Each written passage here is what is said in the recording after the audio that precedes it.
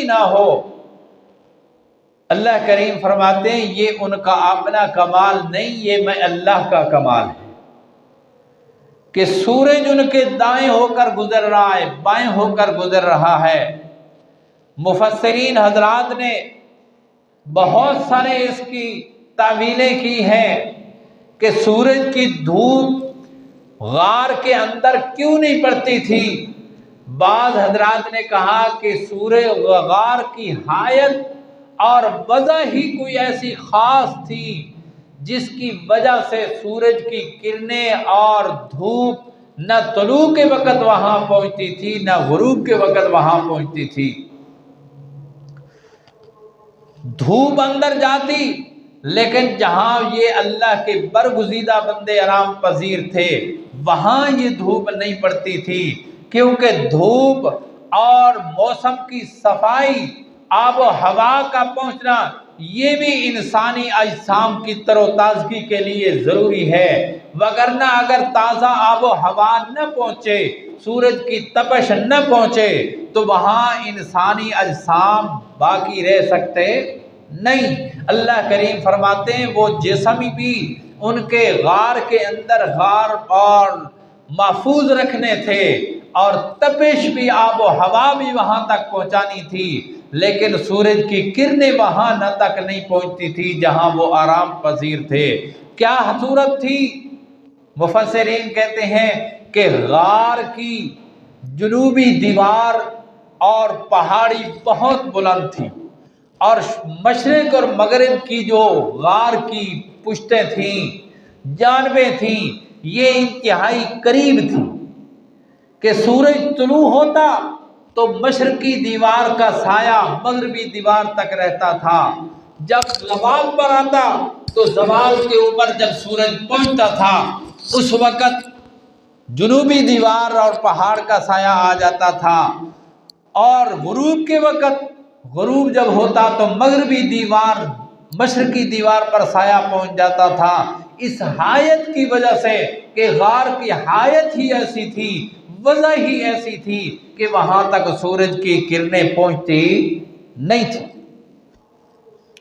लेकिन ये मुफस्सिरीन के अपने अपने आरा हैं।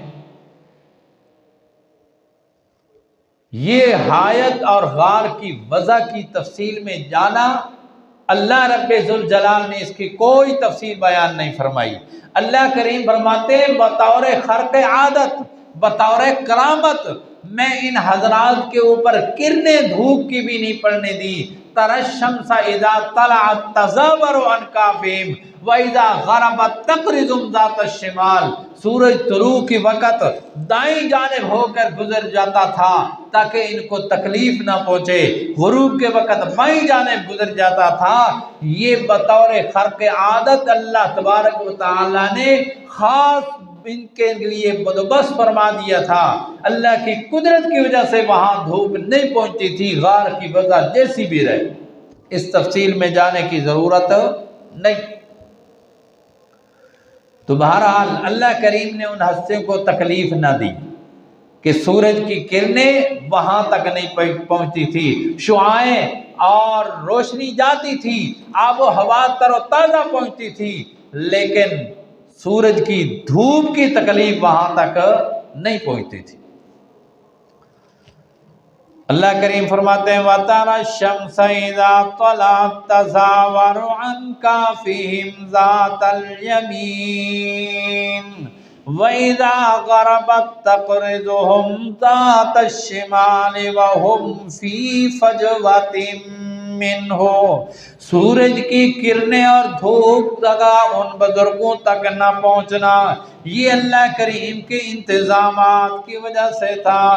दूसरी करामत के तौर पर अल्लाह करीम फरमाते हैं वतहसबुहुम अयक़ाज़न व हुम रुक़ूद वतहसबुहुम अयक़ाज़न व हुम रुक़ूदुन। देखने वाला उनको बेदार गुमान करता था कि ये जाग रहे हैं, व हुम रुक़ूदुन, हालांकि वो नींद की हालत के अंदर थे। असहाबे कहफ हज़रात सोए हुए थे, आराम पजीर थे, नींद के आलम में थे, लेकिन देखने वाला ऐसे देखता था कि वो जाग रही है। फिर इस जागने के अंदर भी मुफस्सिरीन ने कई सूरतें बयान की हैं। बाज़ हज़रात ने कहा कि वो इसलिए जागते हुए नजर आते थे कि आलम नींद के अंदर उनकी आंखें खुली हुई थी, आंखें बंद नहीं थी, आंखें खुली थी, आलम नींद का था, इसलिए देखने वाला ये समझता था कि ये जाग रही है। बाज़ हज़रात ने कहा नहीं, ये जागते हुए इसलिए मालूम होते थे कि कसरत से करवटें बदल रहे होते, कभी दाईं करवट पर, कभी बाईं करवट पर, कभी दाएं कभी बाएं, हरकत उनके वजूद के अंदर ऐसी थी और वजूद की हायत ऐसी थी कि जिस तरह बेदार हूं, नींद के आलम में जिस तरह जिस्म के अंदर ढीलापन आ जाता है और जिस्म अपने आप को महफूज नहीं कर सकता, एक जानिब दूसरे जानिब चला जाता है, लेकिन उनके जिस्म बिल्कुल ऐसे महफूज और तरोताज़ा और ऐसे कुव्वत के साथ थे कि ढीलेपन उनमें मालूम, नींद का आलम मालूम नहीं होता था। तो ये सोते हुए भी जागते हुए मालूम होते थे।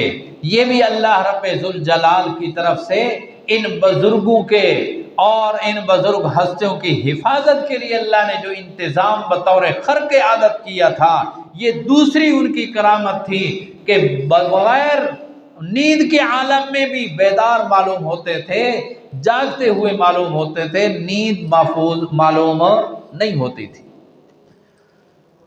आगे फरमाया वनुक़ल्लिबुहुम ज़ातल यमीन व ज़ातश शिमाल। अल्लाह करीम फरमाते हैं वनुक़ल्लिबुहुम, हम खुद ही पलट रहे थे उन बुजुर्गों को, ज़ातल यमीन व ज़ातश शिमाल, कभी दाईं करवट पर कभी बाईं करवट पर। जिस तरह अल्लाह करीम ने पीछे फरमाया फ़ज़रबना अला आज़ानिहिम फ़िल कहफ़ि सिनीना अददा, हमने उन बुजुर्गों के कानों के ऊपर थपकियां दे दे कर कई सालों तक सुला दिया था। अल्लाह करीम फरमाते हैं जिस तरह ज़रबना अला आज़ानिम, उनके कानों पर थपकियां देने वाला मैं खुद, इसी तरह नुक़ल्लिबुहुम ज़ातल यमीन व ज़ातश शिमाल, उनकी करवटें बदलने वाले भी हम खुद थे, कभी दाईं करवट पर कभी बाईं करवट पर, ताकि उनके जिस्म को मिट्टी खराब न कर दे, जिस्म की कोई हिस्सा गले सड़े नहीं बल्कि महफूज रहे। क्योंकि ये मामला साल का नहीं, 2 साल नहीं, 300 साल आराम पजीर रहे। इसलिए अल्लाह फरमाते हैं हमने उनके जिस्मों की हिफाजत इस तरह की कि नुक़ल्लिबुहुम ज़ातल यमीन व ज़ातश शिमाल, हम खुद ही उनकी करवटें दाएं बाएं बदलते रहते थे।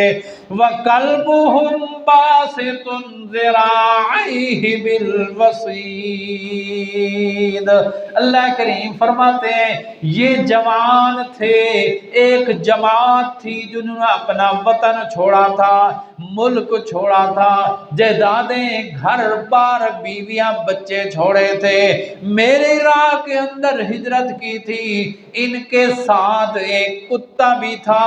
व कल्बुहुम बासितुन, और उनका कुत्ता बासितुन ज़िराइहि बिल वसीद, अपने हाथ बिछाने वाला उनकी चौखट पर बैठा हुआ था। गार के दहाने, गार के मुंह के ऊपर असहाबे काफ का जो कुत्ता था वो अपने अगले पांव फैलाकर बैठा हुआ था। ये भी उनकी एक हिफाजत का अल्लाह ने जरिया बना दिया कि कोई दरिंदा, कोई खूनखार जानवर इस गार के अंदर हाथ दाखिल न हो। वकल्बुहुम बासितुन, ये असहाबे कहफ के एक जवान के साथ वो चरवाहा था, उसका कुत्ता था, वो कुत्ता भी उनके साथ हो लिया और असहाबे काफ जितना अरसा महवे आराम रहे गार के अंदर, उनका कुत्ता भी गार के मुंह के ऊपर पाँव बिछाकर